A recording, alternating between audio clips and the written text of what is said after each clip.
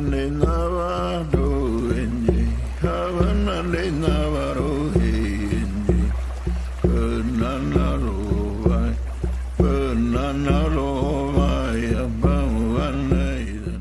you know anything about Standing Rock, it happened up in North Dakota, and Standing Rock is the name of a reservation up there. Energy Transfer Partners were trying to push through a pipeline, and this is the tail end of that same pipeline. Energy Transfer Partners began its pipeline in North Dakota, and now it wants to end it here in Louisiana and bring all of its dirty oil down through our state and then export it. The pipeline actually went through North Dakota. It goes down through Illinois over to Texas. The part from Lake Charles to St. James, which is on the Mississippi River, that is what's being built, and that's what we're trying to stop. Y'all are on private property. You have no right coming through here. This ain't your land. You're all trespassing. If you don't want to go, you better go. We're not trespassing.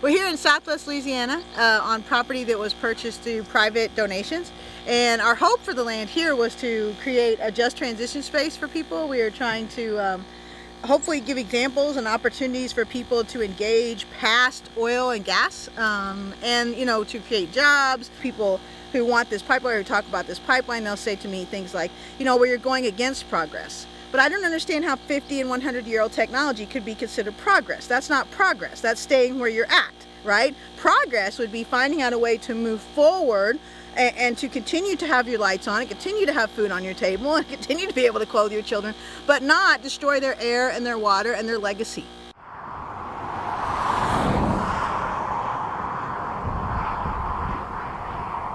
We are in Belrose, Louisiana, which is in Assumption Parish, and we are on the route of the Bayou Bridge pipeline. And this is Highway 308 immediately to our left, and just behind Highway 308 is Bayou Lafourche, which is the drinking water source for 300,000 Louisianans. And the Bayou Bridge pipeline is going to be put in underneath the bayou and within 50 feet of two other major pipelines that are already in the ground. That's the drinking water source for 300,000 people.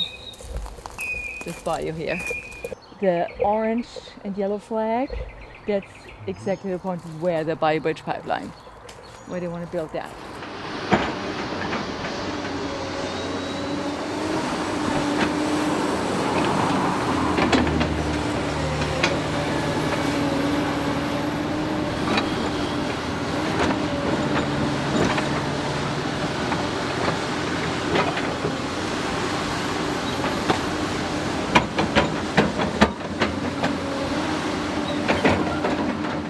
It's destroying our land. We lose a football field of land every hour here. Why do you think they're trying to get it to the Mississippi? Because all those tankers go out every day and take it right over there to China and right out to all of our so-called enemies out there into the world. If everybody's worried about being patriotic or being American, then maybe you ought to wonder where this oil is going and what it's going into. The other issue that we have is the Atchafalaya Basin. The Atchafalaya Basin is the largest natural swamp in North America. Probably the last bastion of true Cajuns, right? True Cajuns, right? That don't exist anywhere else in the world. And the indigenous populations too, down Bayou Lafourche and all that group from the Atchafalaya Basin all the way down to the Gulf of Mexico depend on good water for shrimp and especially good water for crawfish. They're the last of the wild-caught crawfishermen in that swamp. The way the pipelines have gone through the swamp, they're stopping the flow of oxygen to these traps. And not only are they destroying and killing the crawfish that are in the traps, but they're also killing a way of life that's happened for hundreds, if not thousands of years in South Louisiana.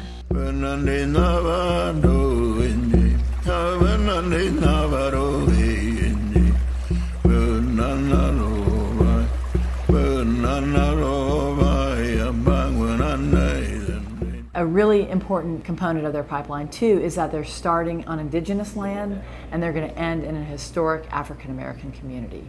It's called Freetown. It was established by emancipated enslaved people who obviously did something really significant in founding a town. And yet this is the area that Energy Transfer Partners treats as its bullseye.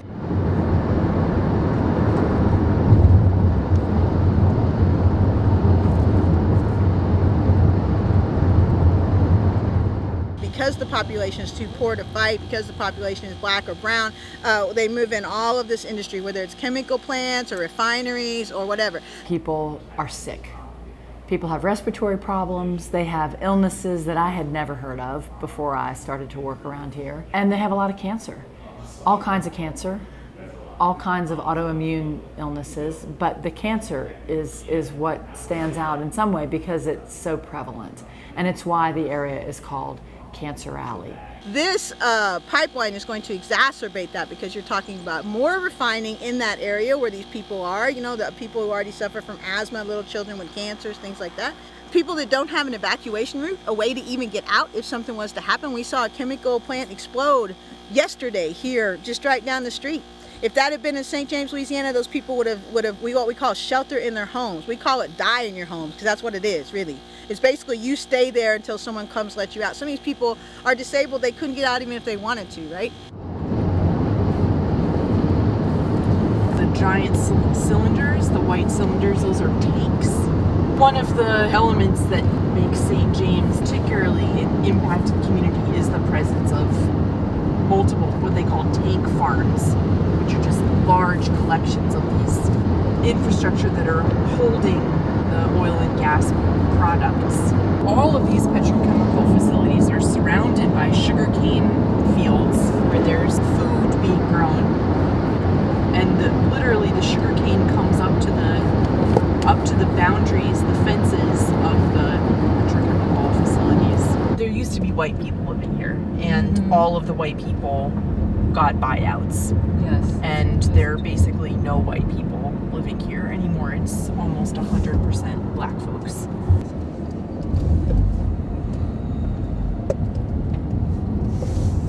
Oh yeah, none of this was happening the last time I was out here. This pipeline would go through 700 waterways, and there's people all up and down those waterways that are monitoring. They're making sure that everything's done according to the permit. They're reporting it if it's done wrong, and those are just as important water protectors as we are when we're out on the line doing direct action. We are part of a citizen science monitoring group called the Louisiana Water Protectors.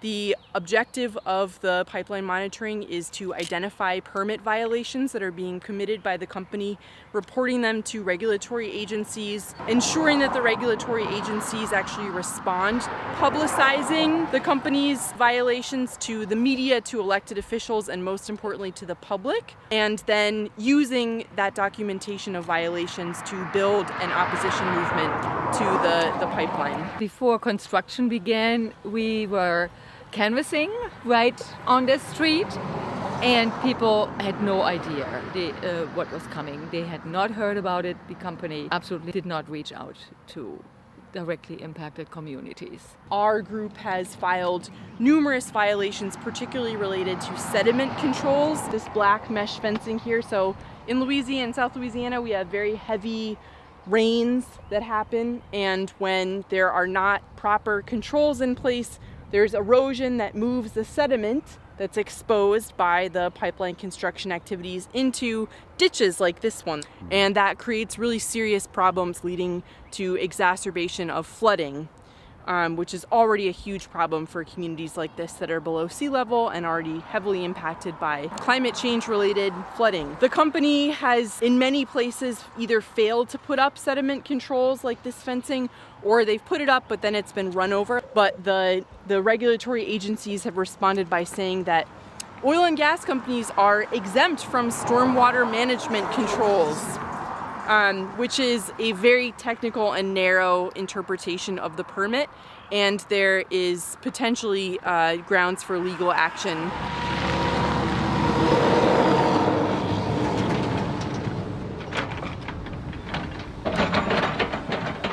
The jobs on top of all that, 12 permanent jobs is all we're getting. So that's from their own mouth. From their own mouth, say 12 permanent. I guarantee you I've made more jobs just fighting this pipeline in security than those people are gonna make for out of this pipeline, right? And the construction jobs, you go to any construction site and you see Texas, Mississippi, Arkansas, very few of those jobs have gone to people here in Louisiana. If you want to destroy our precious Atchafalaya Basin, you're not going to get many locals who will agree to that. I mean, who wants to chop down a cypress tree that's hundreds of years old, that is the spirit of your own state? You know, you get some guy from Texas to do it.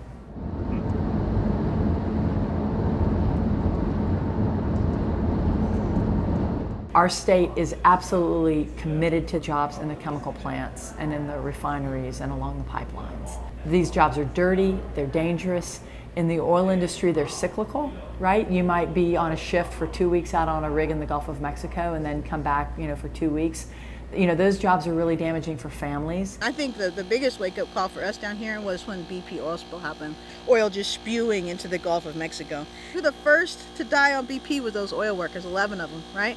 And the damage it was done to the fisher folk and continues to be for people's health down here. Now, you're not going to find a lot of union workers because increasingly the oil industry have moved to contract labor, which of course is cheaper for them. People can be hurt and then the company isn't responsible for it. When oil prices go down, people get laid off. They have 26,000 abandoned oil wells in our Gulf of Mexico.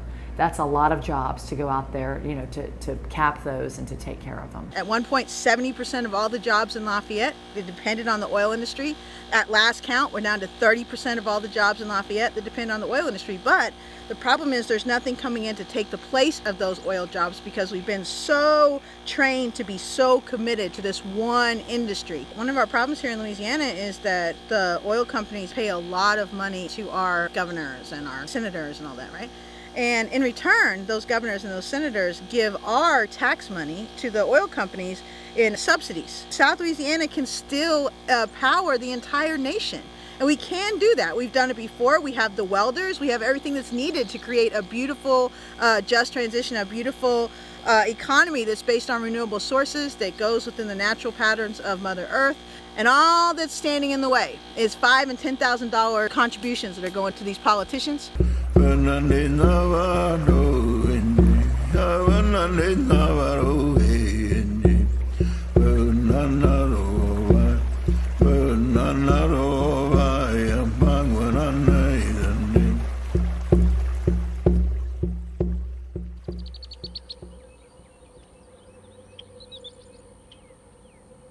This whole camp is run by Indigenous women. We've been having prayers, having ceremonies with Indigenous leadership. That pipeline was set to go through this property, but when we opened this prayer camp and we put these prayer ties all along the front, all of a sudden the company moves over, which tells us that as long as we stay in, from our perspective, as long as we stay in prayer, as long as we are doing things in a nonviolent way, that we scared them enough that they actually will cost them millions of dollars to move.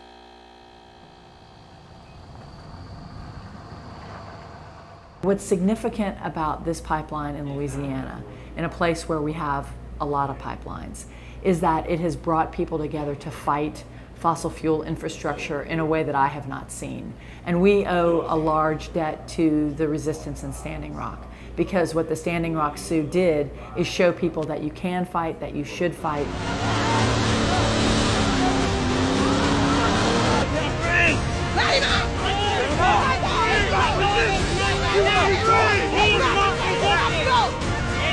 What was that?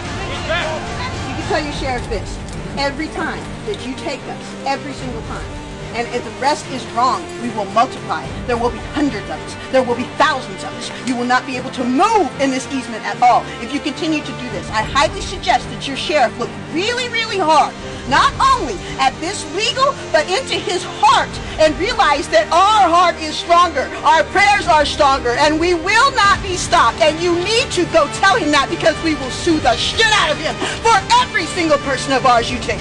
Everyone. And every person you take will turn into freedom. Take it with you. But go now and take them too.